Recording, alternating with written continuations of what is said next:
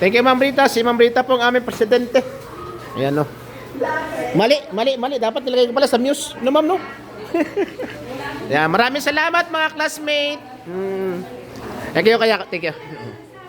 Yan ang mga kananay ko, mga smiling face yan. Anong katungkulan ni ate? Ate, ano bang katungkulan mo? Muse? Sana sa Muse ka napunta eh. Yung magaganda dapat hindi nilagay sa kwan eh. Una tayong Muse. Pwede ba yun naman maging dalawa katungkulan? Gawing Muse pagkakwan? O, pwede naman pala ma'am eh. O, pwede, magiging Muse ka na. Maraming. Ingat po tayong lahat. Maraming salamat. O, ito pa, may estudyante ni ma'am dati oh. Pwede rin itong gawing Muse. Hello ka nanay.